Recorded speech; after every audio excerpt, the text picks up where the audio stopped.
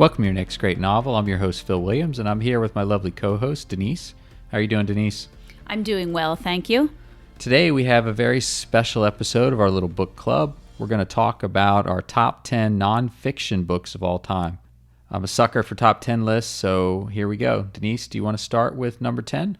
Sure. I'm also a sucker for self-help books and education books. I guess people will figure that out pretty soon. Yeah, they'll figure that out by my list. All right. So number 10 is Multiple Intelligences in the Classroom, 3rd edition by Thomas Armstrong. This book describes how educators can bring Howard Gardner's theory of multiple intelligences into the classroom every day. This book really helped me revolutionize my classroom. Understanding that we all possess these intelligences, but show strength in some over others, gave me ways to show kids how they are quote-unquote smart. It also was a springboard to give my students more choice and for them to build their weaker intelligences. I recently conducted an activity entitled Strengthen Your Weakest Intelligence. The experiences were priceless. Some of the kids realized that it actually can be fun to work in your weakest intelligence, while others understood that perseverance is a key to success. Great. Is it easier to make improvements where you're very weak, or is it easier to make improvements where you're strong? I'm a terrible skateboarder, right? But if I spent a few weeks really working at it, I'd probably get a lot better because I'm so bad right now. But if I went out and say, I don't know, threw the football around for a couple of weeks, I wouldn't get that much better because it's something I already know how to do. Right. I think it's maybe muscle memory stuff's not the same, but. Right. I think you might visibly see or be able to have more data points with something maybe that you're weaker in. But I think the bigger question is, where does your interest lie on where the impact would really have for people? Okay. Where does your interest lie? And a lot of these intelligence if we're going to talk about monetizing it, when we talk about these kids becoming adults, is a lot of these, to monetize it, you're going to have to strengthen. It's going to take more than one intelligence. It's going to take more than a few of these intelligences. So you really need to sort of, not that you necessarily need to be a jack of all trades, but you really do need to strengthen a lot of these intelligence in order to be successful. Right. So for my job is a very good example of that, because hypothetically, let's say you take an author that's a very creative person that's just fantastic at writing stories, but if they don't have the business acumen, if they are not organized and not able to get it together on the business side, it'll be, even if their stories are really good, it'll make it more difficult to succeed for sure. Right. So you need a little bit of mathematical, logical intelligence, as well as what we call word smart. Okay. That type of thing. So those are things where you're going to have to that those things would have to be combined in order for you to monetize your gift. Great. Okay. Sounds like a good book. So number 10 for me is Total Impact by Ronnie Lott and Jill Lieber. Total Impact is an autobiography about Ronnie Lott, who's probably the best defensive back and the hardest hitter in NFL history. Maybe not the best defensive back coverage-wise, and I'm pretty sure nobody cares about this stuff that's probably listening, But thank you for telling people who don't follow football who he actually is. I did know who he was, though. Yeah, I mean, Dion could probably, in his heyday, could cover way better than Ronnie Lott. But and he's talking about Deion Sanders, in case those guys didn't know. So, but Ronnie Lott was had a ton of heart, and he was a warrior. He's thought of as one of, if not the hardest hitter in the NFL, and we're talking about the old time NFL, when it was a brutal game. I mean, it's a kinder, gentler NFL now, but I imagine he would be vilified and repeatedly fined if he played today. I connected with this book when I read this as a teenager. He was someone that I looked up to as a kid because he was tough, he was hardworking, and he played the same position I did at the high school and college level. So I of course, was nowhere near as good as him, but I wanted to play like him, and I wanted to be like him. Okay, number 9. Go ahead, Denise. Number 9 is a picture book that I just recently came across, and I love it. It's called The Beautiful Oops by Barney Salzburg. A spill, a smear, a smudge, a tear. When you think you have made a mistake, Think of it as an opportunity to make something beautiful. An award-winning, best-selling, one-of-a-kind interactive book, Beautiful Oops shows young readers how every mistake is an opportunity to make something beautiful. A singular work of imagination, creativity, and paper engineering, Beautiful Oops is filled with pop-ups, lift-up flat, tears, hold, overlays, bends, smudges, and even an accordion telescope, each demonstrating the magical transformation from a blunder to a wonder. I use this as a part of a growth mindset lesson where we talked about not only what a growth mindset was. My students have a pretty good background on that now, but also we want to talk about building one. And we made this lesson was making mistakes into masterpieces. And it was a huge success. And even my oldest students love the book. Many have asked to have lunch with me so that they could actually come in and see the book and go through it with their own hands. And so it is something that is just a lot of fun.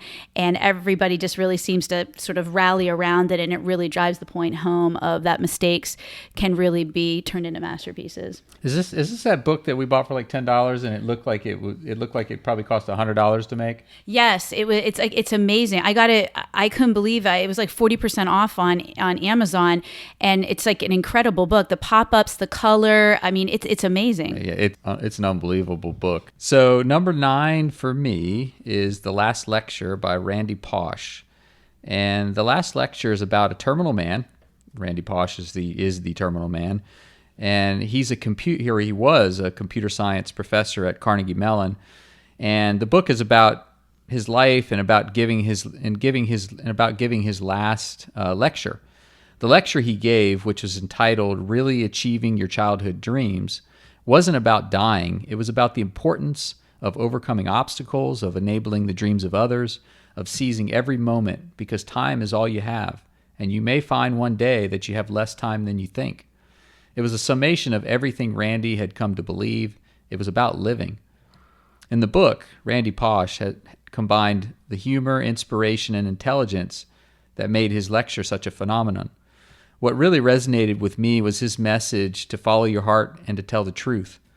It's a great book, very well worth reading, and it'll make you more appreciative of the time you have on this earth, because we really don't know how much time we have, and I believe we only have one life, so we need to make the most of it. Okay, number 8.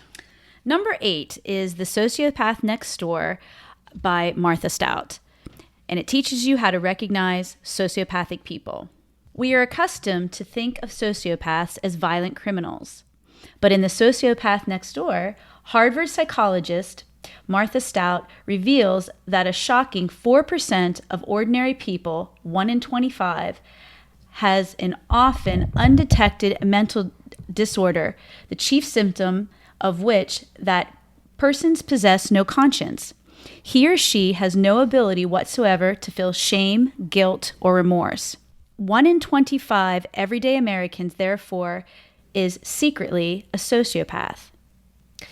They could be your colleague, your neighbor, and even family. They can do literally anything at all and feel absolutely no guilt. How do we recognize the remorseless? One of their chief characteristics is kind of a glow or charisma that makes a sociopath more charming or interesting than other people around them.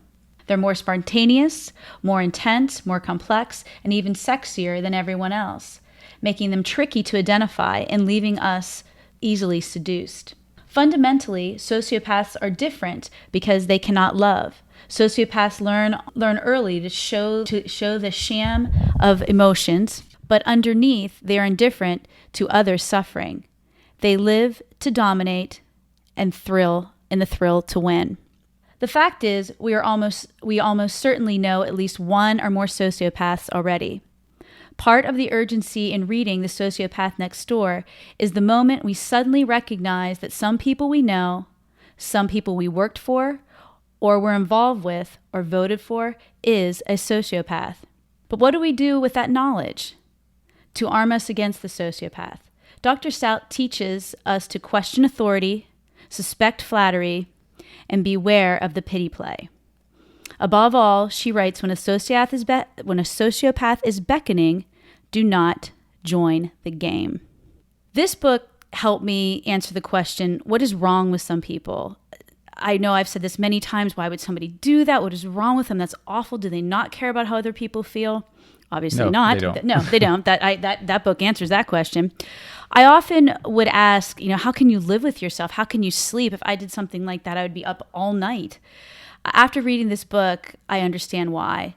It is very enlightening, and I truly think it's kind of a safety guide for emotional health. Well, one of the main reasons why sociopaths are able to navigate our society with impunity is because people don't know what they are. Right. They just assume that everybody's like them, that they wouldn't outright try to scheme and manipulate and try to hurt. And, they just think that everybody is basically good. There's some people that do some selfish things, but people are basically good, that there aren't these evil people that are literally plotting and scheming to ruin people and don't feel even 1 ounce of remorse about it. In fact, they think you're stupid for not doing the same. Right. They can't understand why you would just do something to be kind. Why would you be nice to somebody unless you were getting something out of it, unless it was some sort of a manipulation? Right. Yeah, great book. Okay, number 8 for me is On Writing by Stephen King. On Writing is part masterclass for authors and part memoir. I'm actually not a fan of Stephen King's fiction, but I enjoyed this book immensely. For writers, I think it's helpful to hear his experiences, habits, and convictions that shaped him and his work. Even for non-writer types, it's an entertaining read. He writes about his childhood through his emergence as a writer, from his struggling early career to his widely reported near-fatal accident in 1999, and how the inextricable link between writing and living spurred his recovery. It's a brilliantly structured book that's friendly and inspiring. On Writing will empower and entertain everyone who reads it, fans, writers, and anyone who loves a great story well told. This is by far my favorite book on writing. Yeah, I've actually read it too, and the memoir part is really interesting to me about how he grew up as a child, and he was actually very sickly, and that's one of the reasons why he became a writer, because he really couldn't do much many times but sit in bed and read, and so then the reading was a springboard then for his writing. Right. And he did actually almost die. He went for a walk because he liked to go for walks in the afternoons to get ideas. And he was walking along the side of a highway, and some truck ran him over, some pickup truck, I think. And he's laying there basically dying, and he sees this guy, and he describes the guy as basically looking like someone that should be in one of his horror movies. And he was thinking in his head the irony that he'd be killed by one of his own characters. Thankfully, he was not killed, but the irony of him being killed by one of his own characters. I guess there's some of the Stephen King sick humor in that. Right. But anyway, this is just a fantastic book. How is number 7, Denise? Number 7 for me, and I've mentioned this book before on a previous podcast, is I Can't Make This Up by Kevin Hart. It begins in North Philadelphia. He was born in an accident, unwanted by his parents. His father was a drug addict who was in and out of jail. His brother was a crack dealer and petty thief, and his mother was overwhelmingly strict, beating him with belts, frying pans, and even his own toys. But Kevin Hart, like Ernest Hemingway and J.K. Rowling before him, was able to defy the odds and turn it around. In his literary debut, he takes the listener on a journey through what his life was, what it is today, and how he overcame each challenge to become the man that he is today. And as you know, as most people know, he's the biggest comedian in the world. He tours and actually sells out football stadiums. I think he's one of the only ones who's done that. And he collectively grossed over his films, or I think maybe everything together, $3.5 billion over the last, I think, maybe it's just a year. I'm not sure exactly. It's a crazy amount of money. He achieved this through hard work, determination, and talent. It was through his unique way of looking at the world, which is I think I really enjoy about his book. Because just like the book has chapters, Hart sees life as a collection of chapters that each person gets to write for himself or herself. I have to say that this book is a fun way to be inspired. The way Kevin Hart shoulder shrugs the awful events in his life was very helpful to me when I was ruminating about an awful event in my career. I remember we were even on the beach and I was thinking about it and we were listening to his book, and it actually did make me feel a whole lot better to hear how he handled it. And, and he's funny and he does it in a funny way and you laugh and and your anxiety starts to obviously dissipate because laughter is a great remedy for that. He certainly isn't perfect, but his positive attitude is entertaining and contagious.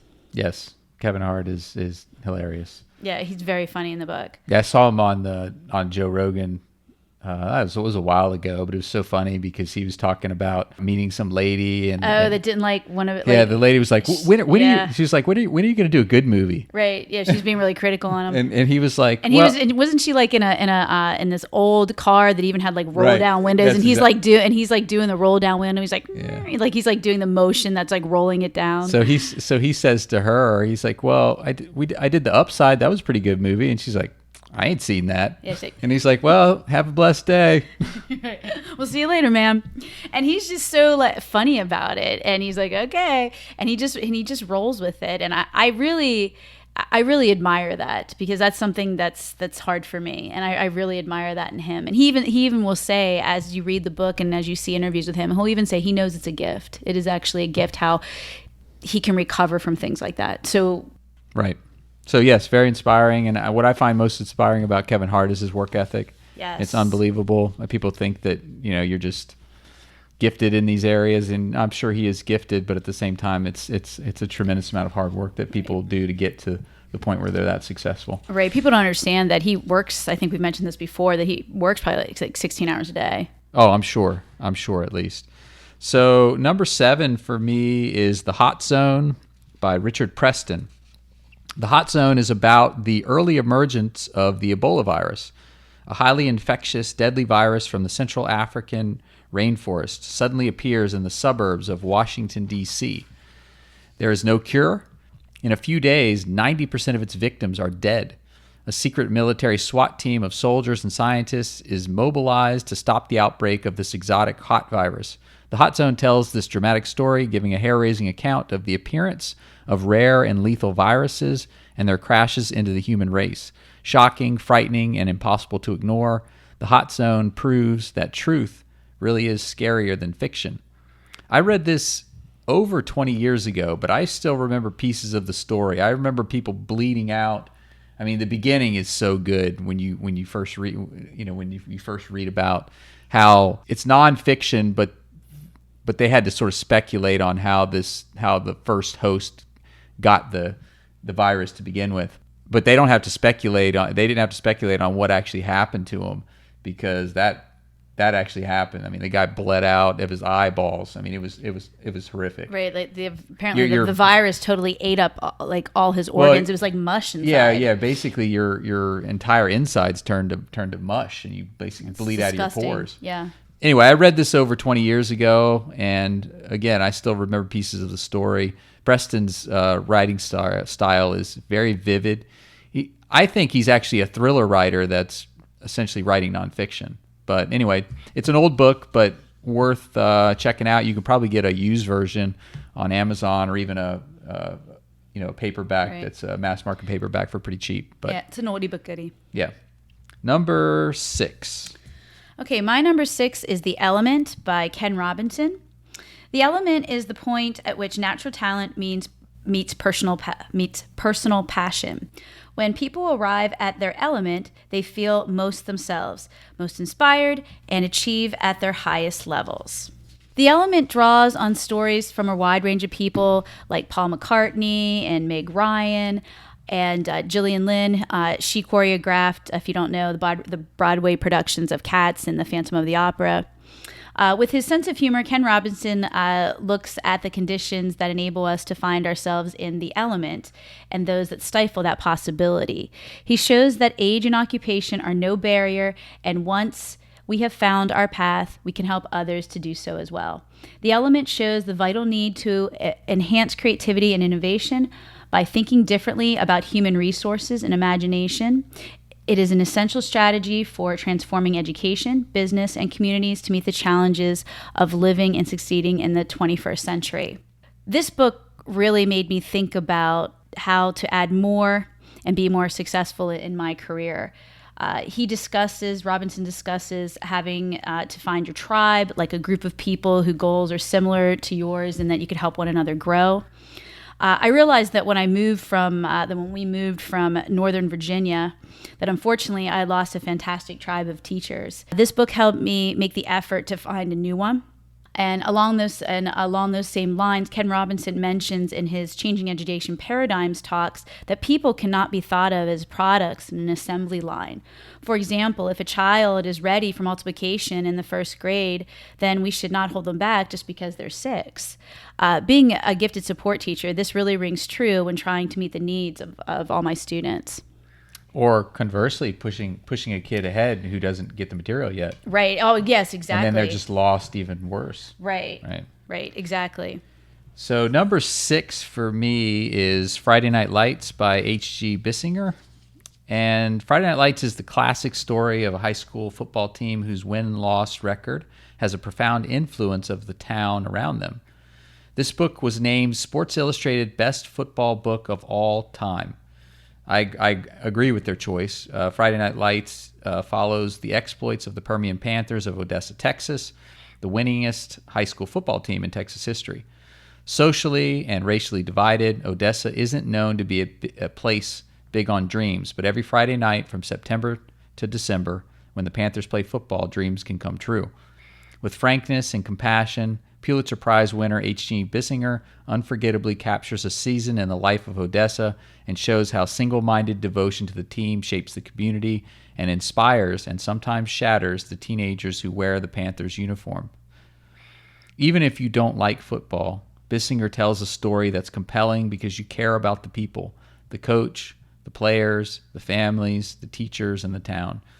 This book is a page-turner, which is strange to say for a nonfiction book, but like I said, the story is compelling. I think anyone who likes to read will enjoy this book.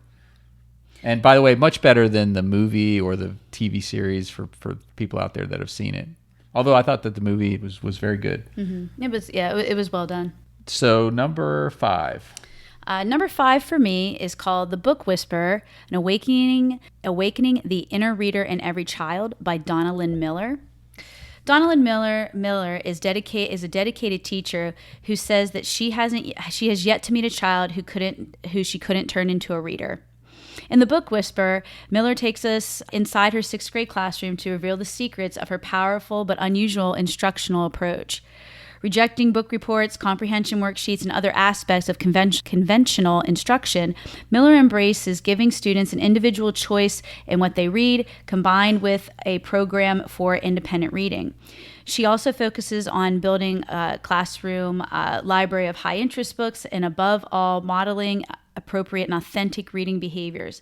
Her zeal for reading is infectious and inspiring, and the results speak for themselves. No matter how far behind Miller's students may have been when they start out, they end up reading an average of 40 books per year, achieving high scores on standardized tests, and internalizing a love for reading that lasts well after they've left her class. I have to say that The Book Whisperer completely revolutionized the way when I used to teach ELA, and I still use it even now in my gifted support classroom. English language arts? Yes, it's ELA, sorry. Most people probably who are listening used to know that as English class, but it's English language arts or reading and writing. Okay. And it is a must for anyone who teaches reading or anybody who's interested on the best ways to promote reading with people a young that person. homeschool their kids? Yes, people that homeschool, grandma, grandpapa who wants to get their grandchild back or into reading. Just like it said above, the framework uses actual books, not excerpts, to take apart piece by piece the point where it ruins the enjoyment of reading. It's a method where students get to choose their own book and are even given time in class to read. The teacher then conducts reading conferences with each student. And basically what they do is they record key aspects of what and how of what the kid is reading and how they're reading on an individual log. The students also record what they read as well. They usually type up their books on a teacher-created table, like on a Google Doc or something like that. And they reclaim and actually develop a love of reading. My students typically wrote over 50 books. Hey, I guess I beat out Donald Miller. Not really. Not if you really read the book. I didn't. On average, during the school year. And they have shown huge growths in test scores. I could go on and on about the win-win of this. I'm talking to a group of avid readers. So how great would it have been if you would have this opportunity to grow your love of reading like this when you were young? 50 books a year, or 50 books a school year for middle school students is amazing. And we're talking real books. We're not talking about excerpts. No, these are books. I mean, they're allowed to read what we call dessert books. That means a couple under their reading level, but most of them have to be right on level or above. You know, the other thing that she talked about, which you mentioned, was how she rejects the tests that happen usually at the end of a book. Like they give some sort of like a quiz. Right. And you told me about this a long time ago, and I think it makes total sense, because what's the incentive for a kid to read 50 books if after every single book the reward they get is a quiz? They're going to do the minimum at that point. Right. So. It just sucks. It sucks all the fun out of reading. I mean, and the other thing is, when you're watching a movie, do you stop it after every 5 minutes and ask somebody to summarize? I mean, I know we're watching. We've gotten the discs for Game of Thrones right now because we don't have HBO, and I don't think we're stopping it every 5 minutes. Go, Phil, could you summarize that scene for me? Right. Did you can make a quiz for me? I'm going to make a quiz for you. Yes, I am making a quiz at the end when we're finished with it. I'm making a test at the end when we're finished with the series. Right. It's comprehensive. All right, let's get on to so what are we at, number 5? I think it's your number 5. Oh, yes. My number 5. Okay, so number 5 for me is Who Moved My Cheese by Spencer Johnson. Now, this isn't, I mean, technically the story is fictional. It's about these little mice in a maze, which I love the story. It's a fantastic It is a great story. So, but I consider it nonfiction because it's kind of like motivational. Right. So my students love it too. They love that book. Yeah. So Who Moved My Cheese? It's a simple parable about mice in a maze where their cheese is being moved. Some of them adapt while others don't. The story is very simple, but it also brilliantly reveals profound truths about dealing with change so that you can enjoy less stress and more success in your work and in your life. Most people are fearful of change, both personal and professional, because they don't have any control over how or when it happens to them. Spencer Johnson uses a deceptively simple story to show that when it comes to living in a rapidly changing world, what matters most is your attitude. The book is short, only 100 pages, but it is profound and entertaining. Technically, like I said, the story is fiction, but I consider it nonfiction because it's a personal and professional development book. Either way, great book and well worth the short amount of time that you need to read it. Right, yeah. It's really short. You can finish it's it fun very too. quickly. It actually is a page turner. So. It is. It's good. So let's go on to number 4. Okay, so my number 4, I think, was like your number 8, maybe? Yeah, I had this one's number 8. Okay, so my number 4 is The Last Lecture by Randy Posh. And since Phil already described it, I'm gonna just kind of give my sentiments here. It has been quite some time since I've read this book, but I still remember it vividly. My empathy was on overdrive, and I think most of his words went straight to my amygdala. I cried, I laughed through the whole book. Randy's words and the importance of truth always have rang true to me. He stated how important it is to practice gratitude. I've never been terrible with this, but when I'm upset, I do find it difficult for me to be thankful. But that is probably one of the most important times to practice gratitude. He also says that nobody is pure evil. And I know when we saw the Sociopath next door, that might be up for discussion. Yeah, I disagree with Randy on that. He says you just need to be patient and give people time. I do understand what he's saying. I think there are some people that are pure evil. I do think there are some people that I'm not sure how much time you give, and I hate to say that. I do see what he's saying though, but I've also seen things from another realm, and it's not that you have to be out to get them. He's a nicer person than both of us. Yes, he is a nicer person than both of us. That is for sure. But the aspect that I carry with me today is the statements on how important it is to tell the truth and to live with integrity. That's like one of the first, like, sort of what to do, he points out. In a world where some are so easily fooled by lies and deceits, I think this can cloud your vision of the importance of integrity. And I think it's so important today that we try to stick to that. Great. Number 4 for me is Gaia's Garden by Toby Hemingway. And this is my favorite book on permaculture. For people listening that don't know, permaculture is a design science that seeks to mimic nature to create sustainable, regenerative systems that are beneficial to people, plants, animals, and the environment. Gaia's Garden is great at teaching permaculture and showing how you can implement these systems. There are great images and drawings that help demonstrate, and there's a fantastic plant guide in the back to help you choose multifunctional plants for your permaculture system. I took 2 permaculture design courses, and our 6 acres here is a permaculture designed homestead. We have about 2,000 linear feet of swales, thousands of multifunctional trees, 4 ponds, gardens, bees, chickens, loads of fruit trees, and we produce more energy than we use. So for anyone interested in gardening, definitely pick up a copy of Gaia's Garden. Sadly, I don't know if you know this, but sadly, Toby Hemingway died a couple years ago. Right, yeah, very recently. And he wasn't that old. No, he wasn't. I mean, he was probably in his late 50s, maybe. Mm-hmm. But anyway, it's very sad. But he wrote, in my opinion, the best book on permaculture. So number 3. So number 3 is Mindset: The New Psychology of Success. How We Can Learn to Fulfill Our Potential by Carol Dweck. After decades of research, world-renowned Stanford University psychologist Carol Dweck discovered a simple but groundbreaking idea: the power of mindset. In this brilliant book, she shows how success in school, work, sports, and the arts, and almost every area of human endeavor can be dramatically influenced by how we think about our talents and abilities.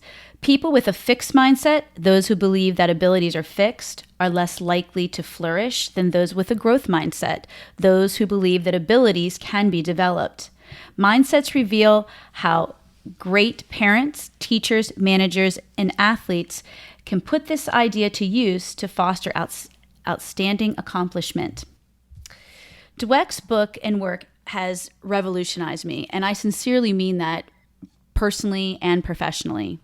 Having a growth mindset is something I've always admired in you, Phil, but I didn't have a name for it back when I saw you doing these things. I just thought it was amazing how you think that you can do these things. You just have to really work hard at it, that you do have this ability. And it wasn't a cockiness or an arrogance. It was just something that was a really positive piece, like really emanating from you. I just didn't know what it was called back then, but it's called a growth mindset. It's so true. And I think that's something that I found attractive in you. So like Phil, he picks himself up quickly and soldiers on. Phil has a true gift of both a logical mind and a creative mind. And having, a growth mindset enabled me to handle my own perfectionism and attitude, and especially professionally. It's like it gave me permission to be proud of staying late to work and try to create a fabulous lesson instead of feeling embarrassed that it took me so much longer than everybody else. And I know coming back to that with your logical and creative mind, you would tell me those things too, and I really respected that. I don't think it took you longer. I just think that everybody else wanted to get home and watch TV, and you were trying to do a good job. They didn't want to miss out on the Cosby Show. Oh, the Cosby Show. Yeah, Cosby Show. No, that's way long. That's way. I don't even think you were teaching. I wasn't teaching that. I'm not that old. Come on. To say having a growth mindset is a cornerstone of my teaching philosophy. It's even one of my quote unquote rules in my classrooms. You have to try to have a growth mindset. Great. Okay. So number 3 for me is The Sociopath Next Door by Martha Stout. So we've already discussed this one, so I won't go too much into it. But I will mention that every person on the planet should read this book. The knowledge is unbelievably important. You'll never look at people in your life the same way. At least for me, you'll immediately recognize certain people in your life that you think are probably sociopathic, and it'll start to explain behaviors. And it's very eerie and very creepy, but I think it's something that is important for your own self-protection. These people are unredeemable. So the only thing we can do as normal, regular people that actually have empathy and care about others and care about whether or not we would hurt others, would be to stay away from them, recognize them for who they are, and out them. Right. Tell other people, hey, watch out for so-and-so. Pretty sure they're sociopathic. Right. And don't listen to them. Absolutely not. I guess the other problem, though, is that it's not like it's easy to spot them. This book gives you some very good clues. One of the biggest clues is the pity party, the making themselves always out to be the victim. Mm-hmm. And another thing is insincere flattery. So they'll tell you just ridiculous flattery things about yourself. And that works. It works very well because people love to hear flattery. And meanwhile, they're using it to manipulate you in some way. Right. But anyway, so great book. Definitely everybody should read it. Number 2, what do you got? Okay, so number 2 for me is, and one other one that I've talked about before, is called The 4 Agreements by Don Miguel Ruiz. In The 4 Agreements, Don Miguel Ruiz reveals the source of self-limiting beliefs that rob us of joy and create needless suffering. Based on an ancient Toltec wisdom, The 4 Agreements offers a powerful code of conduct that can rapidly transform our lives to a new experience of freedom, true happiness, and love. I have this book in print and on our Audible account. When I'm really struggling emotionally, I listen to this book many times at night. The powerful code of being impeccable with your word, don't take anything personally, don't make assumptions, and always do your best dwindles my anxiety and puts me back on a productive path. I try very hard to speak with integrity, and when I don't, I feel lousy, even if I do say something that's true. And the other day I did share this with you, but the gripe that I have doesn't really need to be shared with maybe anybody else beyond you. And when I do that, I feel really bad because I don't feel, even though it's the truth, feel like I'm not acting with integrity. So I try to learn from that and not do it again. Nobody's perfect. No, I know. And that is something that they do say in the book is always trying your best, and sometimes your best is not going to be as good as other times. Right. Well, they say if you fail at the 4 agreements, you try to succeed the next day. Right. Because you want to use your word in the direction of truth and love. So when I don't do that, I have to use a growth mindset to learn and try again. Being a sensitive person, it is hard for me not to take things personally, but I have made real strides this year by realizing... That's the hardest part for you of the 4 agreements by far. Yeah, it's not to take things personally. And because there are people... There are definitely There's definitely certain people that are triggers for me. There are definitely certain sentiments and situations that are triggers for me. You've been in many situations where people have said or thought things about you that were untrue, and that's very difficult for you to take because you're a sensitive person. Another thing is I've also gotten much better about asking questions and not making assumptions. Yep. Most of the time, I mean, there's been times that maybe I don't want to know the truth, but most of the time I'm very glad that I spent the extra time to investigate. This has saved me a lot of suffering. And again, as with a growth mindset, I do try to do my best. However, one aspect of trying your best that Ruiz points out is that you should not underdo it. I know I feel super guilty when I do that, if I just feel like I'm kind of lazy and I'm underdoing it. But the other thing is, it was hard for me to learn, is not to overdo it. I'm someone who thinks that I feel good when I really push myself.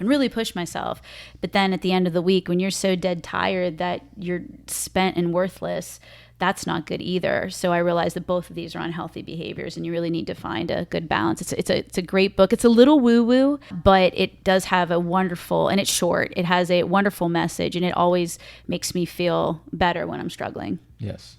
And it sounds very if you listen to it on Audible, the narrator sounds very woo-woo. Right. I mean, I actually enjoyed it. It is a little bit... It is a little, especially the beginning and the end are very woo-woo, but the middle is relaxing though. I can see why you'd want to fall asleep to that. Yeah, it is real. It's an excellent book. I highly recommend it. Great. Okay, so number 2 for me is The Creature from Jekyll Island by G. Edward Griffin. The Creature from Jekyll Island is the story of money and banking and the Federal Reserve. It explains how money is created. It details the birth of the Federal Reserve and the secrets of central banking. This book is about the biggest and most blatant scam to ever exist on the planet Earth. This is another book that has changed my life and my worldview. This is one of the reasons why we have no debt. This is one of the reasons why I would rather live in a shack and not have a car than ever take out a loan with a bank. I refuse to give those vultures a penny. I've read this book too, and it almost made my list. I think it was number 11 or 12, and I'm someone who does not find finance fascinating by any means, but it is wonderful. The history of it really is a book that makes you realize our financial system. It's disturbing, just like The Sociopath Next Door. Some people might find that disturbing as well when you really have to realize these things. But a lot of the sociopaths are in the finance. There's a lot of they go together because there's a lot of sociopaths that they mention in the book that are the financial moguls. Yeah. So it's a very, very long book. I mean, it's thick. So I think around 600 pages. But it's interesting, life-changing information. After reading this, you'll view the world through a different lens, and much of the craziness that makes no sense, a lot of it will start to make sense. For example, back in 2008 and 2009, when they gave all the money to the banks, and people were like, why the heck would they do that when the American public was screaming for them not to, but they did it anyway? Well, read the book and you'll figure out why they did it. Okay, so number 1 for Denise. All right. So number 1. My number 1 is The Power of Vulnerability by Brene Brown. Show up and let yourself be seen. Is vulnerability the same as weakness? In our culture, teaches Dr. Brene Brown, we associate vulnerability with emotions we want to avoid, such as fear, shame, and uncertainty. Yet we too often lose sight of the fact that vulnerability is also the birthplace of joy, belonging, creativity, authenticity, and love. On The Power of Vulnerability, Dr. Brene Brown offers an invitation and a promise that when we dare to drop our armor that protects us from feeling vulnerable, we then bring purpose and meaning to our lives. She dispels the cultural myth that vulnerability is weakness and reveals that it is, in truth, and our most accurate measure of courage. Guidance and insights for wholehearted living. I've been a big fan of Brene Brown for many, many years. I could probably have listed all her books on our list, but I wanted some variety, so I chose the top one as my number 1. So just like with the 4 Agreements, I listen to this book a few times a year. It reminds me of putting myself out there and really letting myself be seen. Phil told me that at first when we started dating, I mean, he told me this after, but he said when we first started dating that he felt that I was a hard nut to crack. Yeah, you were very closed off. Yeah. You weren't particularly open. Right. I mean, I was personable and friendly, but I wasn't overly emotionally open. No, not at all. No. Now I know that it was a fear of being embarrassed or worse, humiliated. I used to feel so stupid if I put myself out there and either personally or professionally and things didn't work out. I would think I just shouldn't have tried at all. Then I wouldn't feel this way. And I know that I was being vulnerable, and doing that is actually a sign of strength and honesty, which is something that I, talk about wholeheartedly value. This, again, is something that I always admired in Phil. He has such a classy way of being vulnerable. He is smart, sweet, and fun. Phil has helped me with this. Oh, that's nice. Thank you. Yeah. And I find I think sometimes this is why I like teaching kids from the age of, I think my favorite ages is from the age of 8 up till about 13. And I find that they're kind of goofy and silly. And so when I'm up there in front of them all, I can be goofy and silly, and I'll, put myself out there. I mean, yeah, sometimes it doesn't get the reaction even with little kids that I'd want. And you're like, okay, that wasn't funny. And you just kind of, but you just, think about that. Think about what they think is funny or entertaining or engaging. That's what comedians do. Right. I was just going to say that. They go out to little clubs and try them out, and they take notes on what works and what doesn't work. Right. I was just, in fact, before we were doing this podcast, I was listening to Conan O'Brien's podcast, and he had Lisa Kudrow on, and that's exactly what they were saying. They're saying, Lisa was saying that she hated when they would play, when people would, in the audience, when Friends got really big, people just laugh at anything. She said, why are they laughing at that? That's not even funny. She's like, don't laugh at that, because if there's silence there, then they know how to get better, and they know what really works. And I thought that was really interesting, because as a teacher, if something doesn't work, especially if you work really hard at it, it can be frustrating, but it will make you, especially if you want to do well, it's really going to make you change for the better. Well, how do you improve if you don't know what you're doing wrong? Oh, exactly. I mean, you have to. That's the reason why I have 2 editors. Right. You have to swallow some pride, have a growth and beta mindset. readers that will tell me that they don't like something, right? Right. And so I just would like to say that between Phil and these self-help books, between personal self-help and professional self-help, I guess I can sincerely say that I feel like I'm a better person. But even if Phil does make fun of me for being a self-help nut. Yeah. Well, you're definitely more open now. You're more emotionally open now than way back then. Right. I used to make fun of you and say that if I hadn't made the first move, we would still be in the friend zone. We'd still be working on the first kiss these days. We still be in the friend zone. Yeah. That was your job. Yeah, that was my job. I had to take a leap of faith, right? That's right. Yeah. That's right. Well, it all worked out. It worked out for you. Yeah, it worked out. All right. So number 1 for me is The Crash Course by Chris Martinson. The Crash Course connects the unsustainable dots between the economy, energy, and the environment. The Crash Course presents our predicament and illuminates the path ahead so you can face the coming disruptions and thrive without fearing the future or retreating into denial. In this book, you will find solid facts and grounded reasoning presented in a calm, positive, nonpartisan manner. What makes this book so great is Martinson is a fantastic researcher. He details with data how the economy really works, how money is created, how our economy is a debt-based monetary system that must grow exponentially, but the limiting factor is energy and the environment. Economic growth tracks energy use perfectly. Throughout industrial civilization, we've always had more available energy at higher densities. Soon we will be facing less energy and lower densities and higher costs. What will that mean for the economy and our way of life? This is another book that changed how I view the world, and to a certain extent has changed the way Denise and I live. Right. A fantastic book and helpful for anyone with a pulse, in my opinion. The Crash Course will help you to understand the relationship between our economy, energy, and the environment. Now, The Creature from Jekyll Island, the Crash Course actually has some of the same information about money and how it's created as The Creature from Jekyll Island, but Chris Martinson goes a little bit further in connecting the dots between the relationship between the economy, energy, and the environment. And that's kind of like the final pieces to really understanding how the world works. And I think if you don't understand this relationship, you don't understand the world and you don't understand the potential risks. So open your eyes, read this book with an open mind. If you prefer, you can actually watch the video series, and the video series is very well done. Yeah, it is. Actually, we watched the old one many, many years ago, like in 2008, and it's been redone since then, and the graphics are much better. Everything is a lot better now, but so you can watch the video series for free on peakprosperity.com.